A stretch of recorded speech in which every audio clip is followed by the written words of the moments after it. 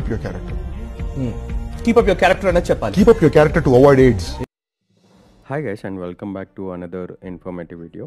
December 1 World AIDS Day రోజు నుండి ఇప్పటివరకు తెలంగాణ మరియు ఆంధ్రప్రదేశ్లో ఎయిడ్స్ పేషెంట్ సంఖ్య పెరుగుతుందని సోషల్ మీడియా మరియు రియల్ వరల్డ్లో డిస్కషన్ పెరిగిపోయింది.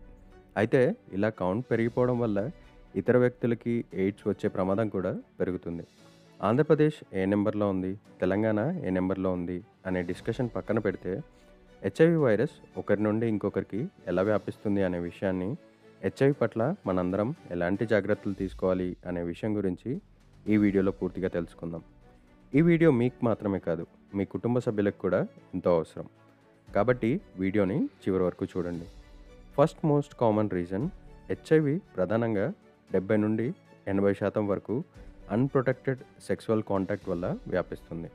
హెచ్ఐవి వ్యాధి ఉన్న సెక్స్ వర్కర్తో కానీ, హెచ్ఐవి ఇన్ఫెక్షన్ ఉన్న వ్యక్తితో కానీ సెక్స్లో ఇన్వాల్వ్ అయినప్పుడు జెనైటల్ ఆర్గాన్స్లో రిలీజ్ అయ్యే సిక్రేషన్స్ నుండి కానీ, బ్లడ్ ద్వారా కానీ ఈ హెచ్ఐవి వైరస్ ఒకరి నుండి ఇంకొకరికి ఈజీగా వ్యాపిస్తుంది.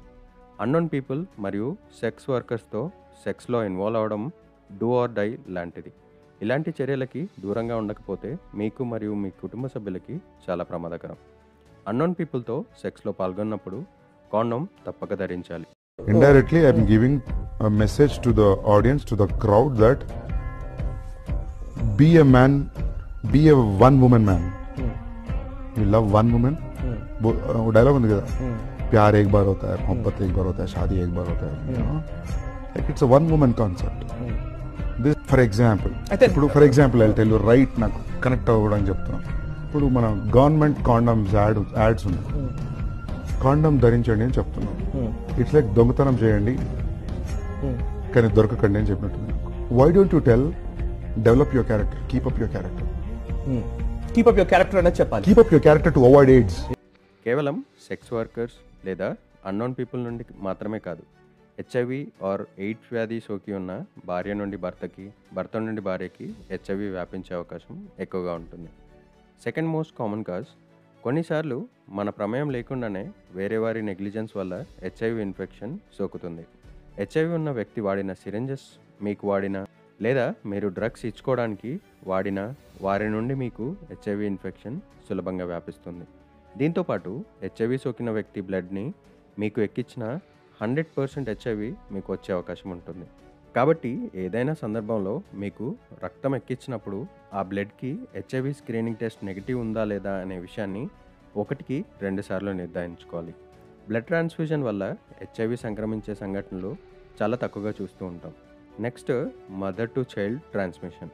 దీన్నే వర్టికల్ ట్రాన్స్మిషన్ అని కూడా అంటారు. హెచ్ఐవి పాజిటివ్ ఉన్న మదర్ నుండి తన గర్భంలో ఎదిగే బేబీకి ప్రెగ్నెన్సీ టైంలో కానీ, డెలివరీ టైంలో కానీ, బ్రెస్ట్ ఫీడింగ్ టైంలో కానీ హెచ్ఐవి సంక్రమించే అవకాశం చాలా ఎక్కువగా ఉంటుంది. కానీ హెచ్ఐవి ఉందని తల్లికి నిర్ధారించాక హెచ్ఐవి కొరకు వాడే మందులు వెంటనే స్టార్ట్ చేయడం వల్ల ఈ ప్రమాదాన్ని కొద్దిగా తగ్గించవచ్చు. డెలివరీ టైంలో సరైన ప్రికాషన్స్ తీసుకోవడం వల్ల కూడా ఈ ట్రాన్స్మిషన్ని చాలా వరకు తగ్గించవచ్చు. Occupational exposure.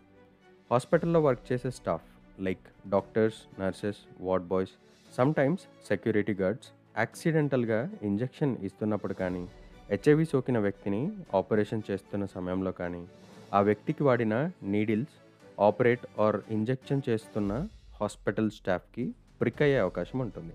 ఆ సందర్భంలో ఆ వ్యక్తి నుండి హాస్పిటల్ స్టాఫ్కి హెచ్ఐవి సంక్రమించే అవకాశం ఉంటుంది. ఈ సందర్భంలో నీడిల్ కుచ్చుకున్న 2 గంటల్లోపు పోస్ట్ ఎక్స్పోజర్ ప్రొఫైలాక్సిస్ కొరకు టాబ్లెట్స్ స్టార్ట్ చేయడం వల్ల హెచ్ఐవి రాకుండా చాలా వరకు కాపాడవచ్చు.